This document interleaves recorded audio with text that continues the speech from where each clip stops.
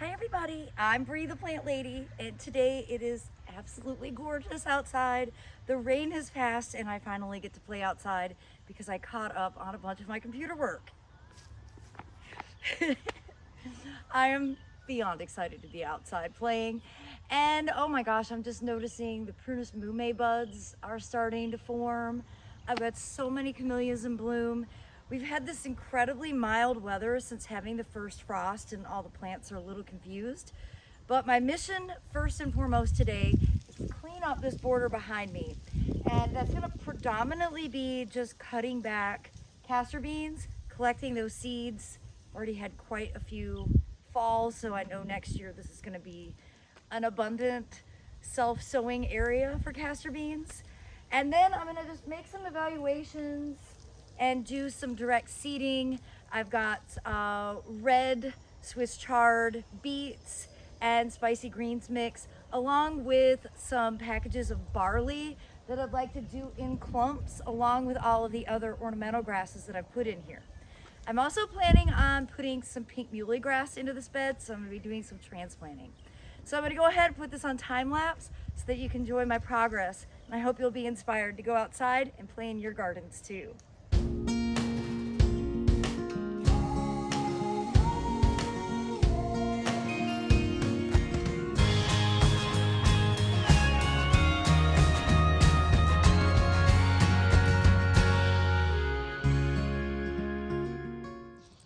So you may be wondering why I always just saw down the castor beans.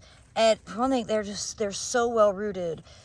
Trying to pull them up would be really hard, and it would be a lot of soil disturbance. And I don't need any more weed seeds to surface. I already have enough weed seeds active in this bed.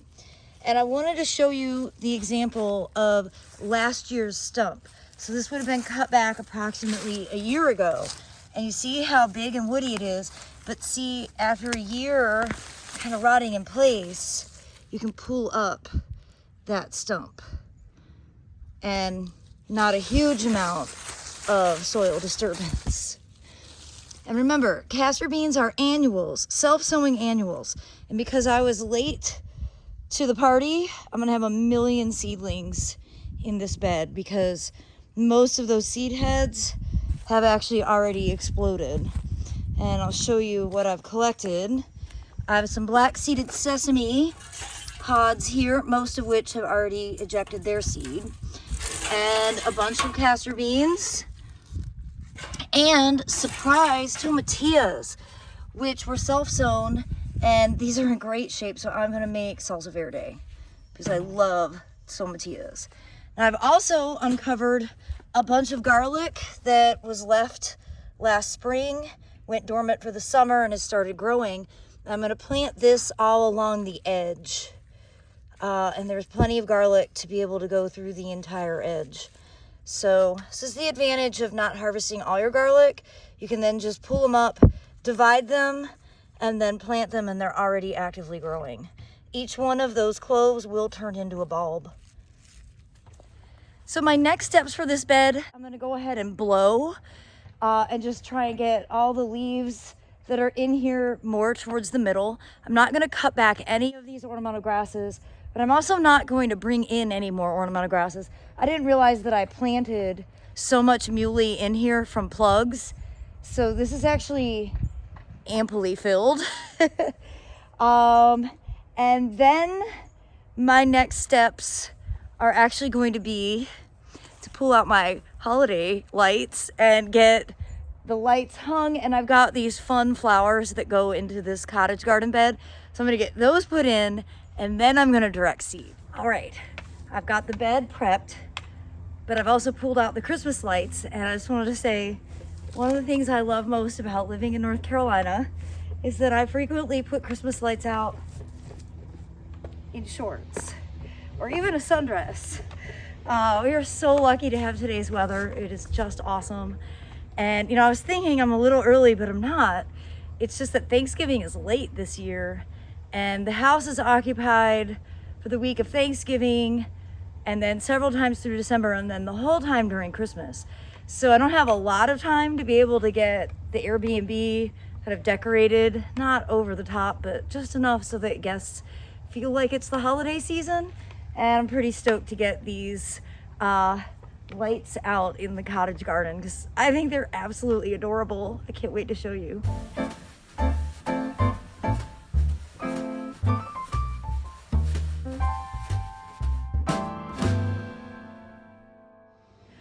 Well, my botanical garden lights worked.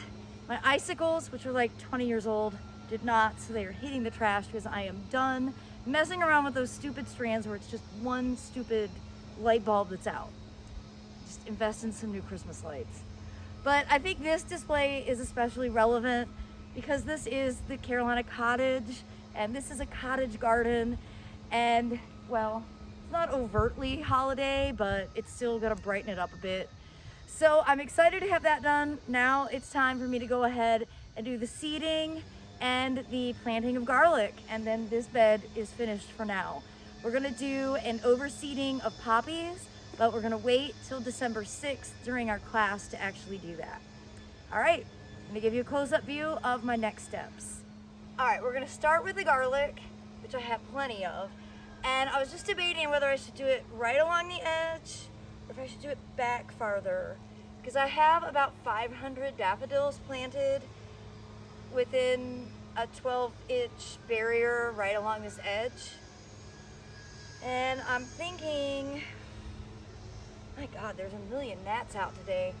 I think I'm gonna do it further in so that the garlic bulbs don't compete with the daffodils as much. We'll see if that's a good plan. I probably have enough here to do more than just this border, so I'll find some other spots to plug garlic in as well. So the process for planting the garlic, even when it's growing, is the same as just planting the bulb.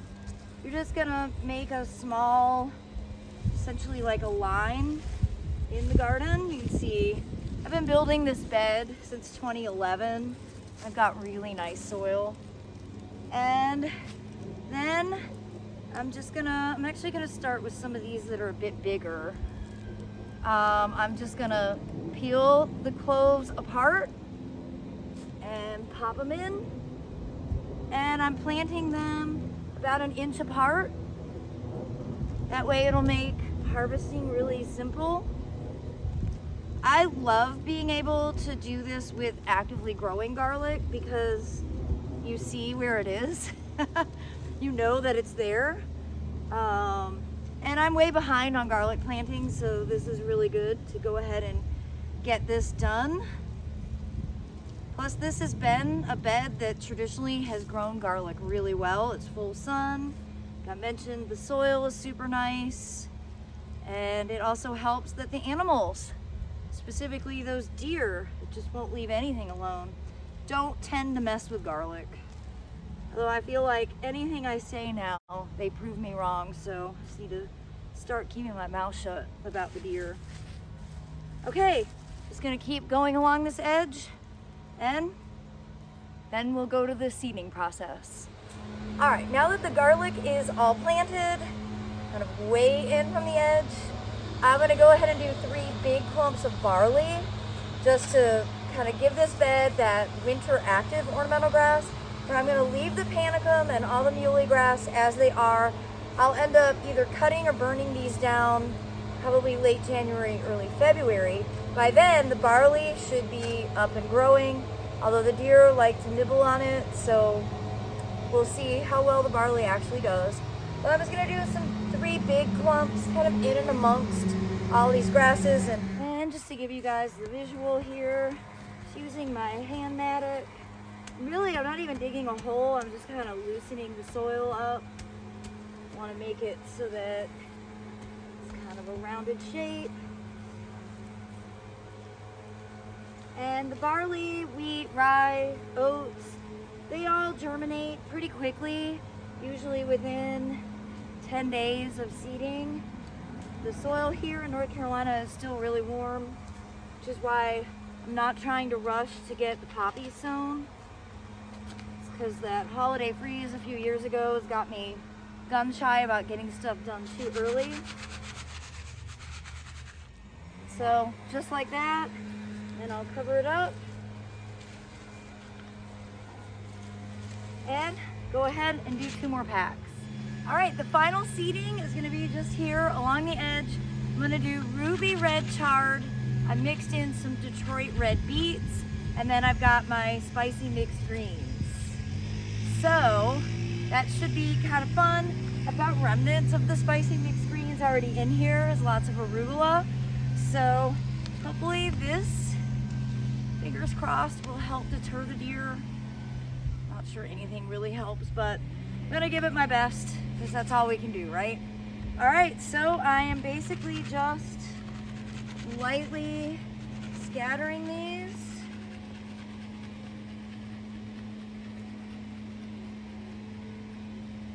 Then I'll keep going with that one. And then I'm gonna overseed with this, which is a combination of arugula, mustard, and kale.